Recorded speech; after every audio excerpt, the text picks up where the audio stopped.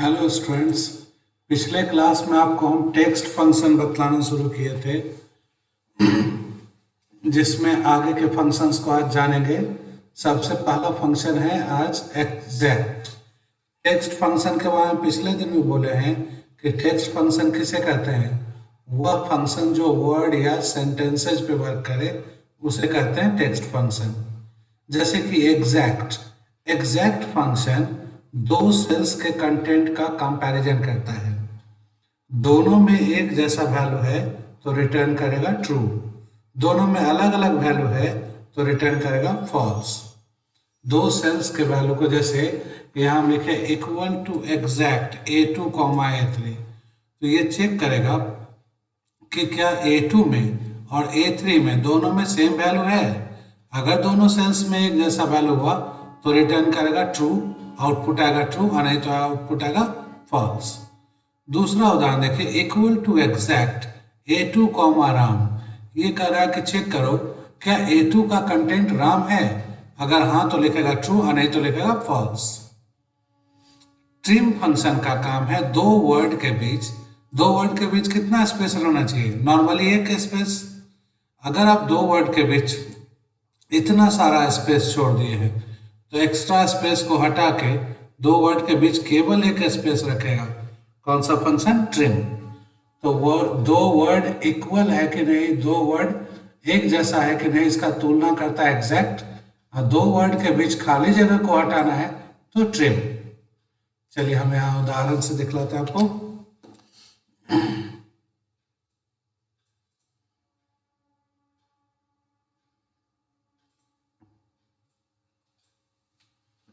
देखिए यहाँ हम लिखे इक्वल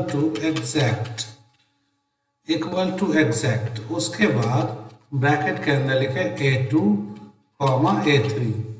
देखो A2 में क्या लिखा हुआ है? राम, और A3 में लिखा हुआ है मोहन। तो क्या दोनों सेम है? नहीं ना, दोनों अलग अलग है। तो ये क्या रिटर्न करेगा? फॉल्स। कि A2 इक्वल टू A3 नहीं है, फॉल्स आएगा रिजल्ट। अगर हम लिखते हैं equal to exact A2, Ram, यानी हम जानना चाह रहे हैं कि क्या A2 का कंटेंट बराबर राम है। अगर हाँ तो क्या लिखेगा? ट्रू। तो A2 में तो सही में राम है लिखा हुआ, तो क्या आएगा वैल्यू? ट्रू। तो दो सेल्स के वैल्यू का कंपैरिजन करता है कौन? एग्जैक्ट। जैसे equal to exact A2, A3, तो ये चेक करेगा कि क्या A2 और A3 का कंटेंट इक्वल है। अगर हाँ तो ये लिखेगा ट्रू, नहीं तो लिखेगा false. Equal to exact A2, Ram, तो ये चेक करेगा क्या A2 का वैल्यू राम के बराबर है। अगर हाँ तो ट्रू, नहीं तो लिखेगा फॉल्स।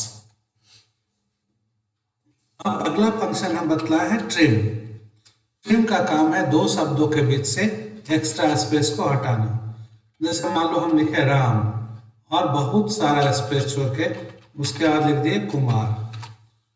तो equal to trim Ram Kumar लिखे, जहां राम और कुमार के बीच एक से ज्यादा स्पेस है, 10-12 स्पेस है।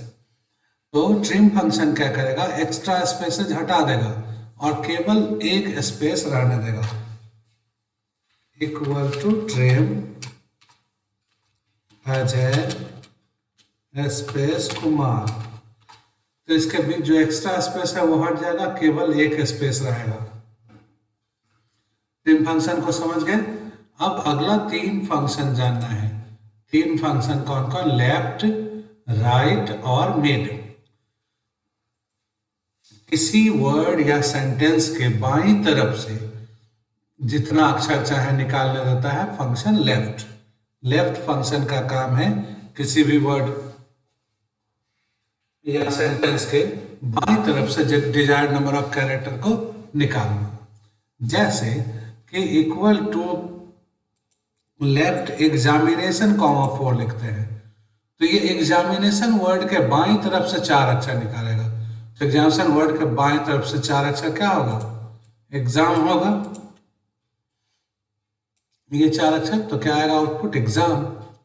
जैसे हम लिखे equal to left Lalu Prasad Yadav, 5, तो ये लालू प्रसाद यादव में बाएं से 5 अक्षर निकालेगा।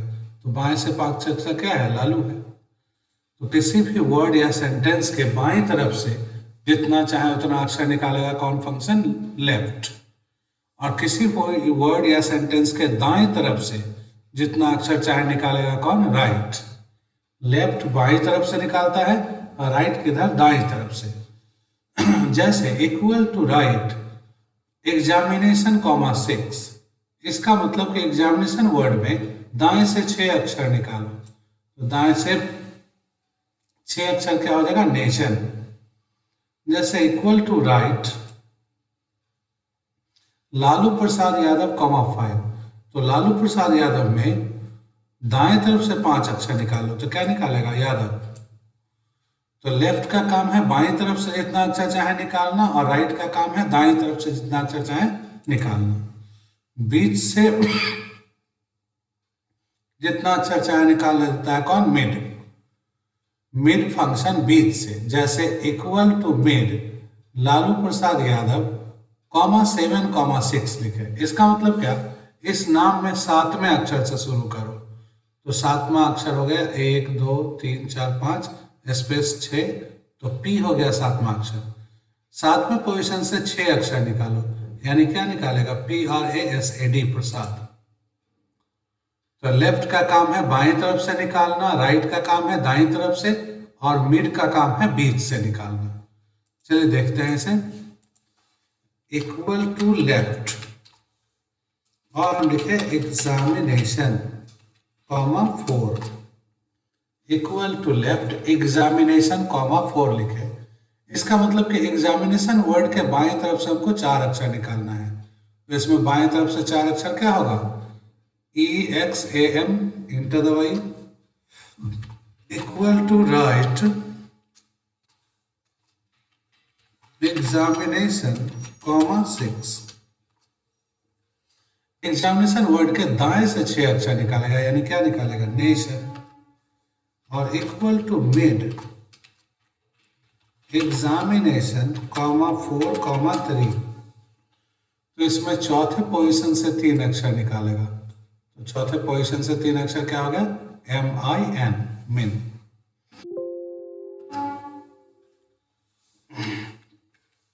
इक्वल टू लेफ्ट, अब लिखे हम लालू प्रसाद यादव कॉमा 5, यानी बाएं तरफ से 5 अक्षर निकालो, तो बाएं तरफ से 5 अक्षर क्या होगा, Lalu. Equal to right Lalu Prasad Yadav और कॉमा 5, तो ये दाएं तरफ से 5 अक्षर निकालेगा, यानी क्या निकालेगा, Yadav. Equal to mid Lalu Prasad Yadav, और यहाँ लिखा 7 कॉमा 6। ये 7 क्या है, 7 बतलाता है स्टार्टिंग पोजीशन, कहाँ से शुरू करो, तो इस नाम में P जो है वो 7वां अक्षर है, यहाँ से 6 अक्षर निकालो, यानी प्रसाद निकालो। समझे, तो लेफ्ट क्या क्या सीख गया अब तक, एग्जैक्ट 2 वर्ड का कंपैरिजन करता है, दोनों सेम होगा तो लिखेगा ट्रू, नहीं तो फॉल्स। ट्रिम क्या करता है, तो किसी 2 वर्ड के बीच के एक्स्ट्रा स्पेस को हटा देता है। लेफ्ट किसी वर्ड या सेंटेंस के बाईं तरफ से जितना अक्षर चाहे निकालने देगा, राइट निकालने देता है किधर से, तो दाएं तरफ से, और मिड निकालता है बीच से। अब इसके आगे पढ़ना है कि कीबोर्ड में जितने भी बटन हैं उन सब को पहचानते हैं उनके ASCII कोड से। ASCII पूरा नाम है American standard code for information interchange. ऐसे समझिए सभी स्टूडेंट, ध्यान से, मुश्किल चीज हम नहीं बतला रहे, आसान है। कि जैसे किसी क्लास में जितने स्टूडेंट हैं तो सबका यूनिक पहचान किससे होता है, रोल नंबर से। एक क्लास में 60 स्टूडेंट है तो एक नाम वाला 2 से ज्यादा स्टूडेंट भी हो सकता है, लेकिन सभी स्टूडेंट में रोल नंबर तो यूनिक होता है। तो जैसे क्लास में स्टूडेंट के यूनिक पहचान के लिए है रोल नंबर, वैसे ही कीबोर्ड में जितने बटन्स हैं उनके यूनिक पहचान के लिए हर एक बटन का अपना नंबरिंग किया गया है। उस सिस्टम का नाम है ASCII, American standard code for information interchange. इसके अनुसार टोटल कोड कितने हैं, तो 256। ASCII कोड जो है वो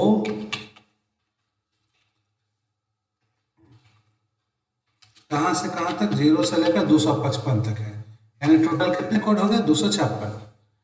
अगर आपको जानना है कि ए का कोड क्या है, बी का कोड क्या है, तो आप फंक्शन का यूज करेंगे इक्वल टू कोड, और इन्वर्टेड कॉमा के अंदर वो अक्षर लिखिए जिसका आप कोड जानना चाहते हैं।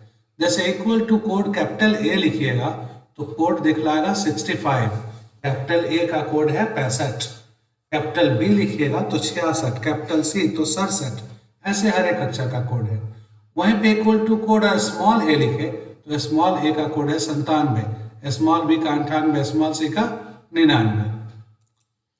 तो किसी अक्षर का कोड जानना है तो कौन सा फंक्शन, कोड। और किसी कोड के अनुसार इक्विवेलेंट अक्षर जानना है तो कैरेक्टर। उदाहरण के लिए मान लो हम जानना चाहते हैं 66 कौन से अक्षर का कोड है, तो इक्वल टू CHAR 66 66 लिखे तो लिख दिया कि बी है 66 कोड का इक्विवेलेंट। 97 किसके इक्विवेलेंट है, तो स्मॉल ए के। तो दो फंक्शन हम बताए यहाँ पे, इक्वल टू कोड, इससे क्या पता चलता है किसी अक्षर का ASCII कोड। जैसे equal to code capital A लिखे तो कैपिटल ए का कोड होता है 65, इक्वल टू कोड और कैपिटल बी लिखे, कैपिटल बी का कोड होता है 66, equal to code capital C लिखे 67। तो किसी भी अक्षर का, ऐसा नहीं कि ABCD का है, इक्वल टू कोड और आप लिख लीजिए एट द रेट, तो एट द रेट का कोड बतलाएगा। एट द रेट का कोड है 64। इक्वल टू कोड हम जानना चाहते हैं डॉलर का कितना कोड है, तो डॉलर लिख दिए, इसका कोड कितना 36 है। तो किसी भी अक्षर का कोड जानना है तो कौन फंक्शन है, कोड। और इक्वल टू CHAR तब लिखिए 65। मतलब हम जानना चाह रहे हैं कि 65 कौन से अक्षर के इक्विवेलेंट है, तो 65 किसका है, कैपिटल ए का है। इक्वल टू CHAR 66, तो 66 किसके इक्विवेलेंट है, कैपिटल बी के। इक्वल टू CHAR 36, 36 किसका है, डॉलर का है। तो कोड फंक्शन बतलाएगा ASCII कोड और CHAR फंक्शन बतलाता है उसका कैरेक्टर इक्विवेलेंट। ये थे टेक्स्ट फंक्शंस। अब आपको हम बतलाने जा रहे हैं एक और फंक्शन, वो है लॉजिकल फंक्शन इफ। लेकिन सभी स्टूडेंट सुनिए कि बहुत सारे स्टूडेंट के मन में रहता है क्या कि ऑनलाइन से हम नहीं समझ पाएंगे, तो ऐसा नहीं है। ऑनलाइन पढ़ने का तरीका है कि जो आपको हम वीडियो भेजते हैं उसको कम से कम आप 2 बार देखेंगे शुरू से अंत तक, उसके बाद PDF फाइल को फेयर कॉपी में नोट करेंगे और उसके बाद आप लैब क्लास यहाँ आके अटेंड करेंगे। लैब करने के बाद आप पूरी तरह समझ पाएंगे। कोई दिक्कत होगा तो हम लोग लैब में रहते ही हैं, बतलाएंगे। तो अब हम बतलाने जा रहे हैं कौन सा function, logical function. Logical function में एक फंक्शन है कौन, इफ। इफ फंक्शन किसी कंडीशन को चेक करता है। कंडीशन ट्रू हुआ तो पहला वर्ग और कंडीशन फॉल्स हुआ तो दूसरा वर्ग। जैसे आप ऐसे लिख सकते हैं equal to if C2 more than 40 तो लिखो पास, 40 से कम है तो क्या लिखो फेल। इस ढंग के कंडीशन चेक करने के लिए कौन है, इफ। देखिए आप लोग जिनका लैब ये सब छूटा है तो यहाँ आके लैब कीजिए, तब समझ पाइएगा, नो डाउट समझ पाइएगा, बढ़िया ढंग से समझ पाइएगा। तो हम यहाँ लिखे equal to if, equal to if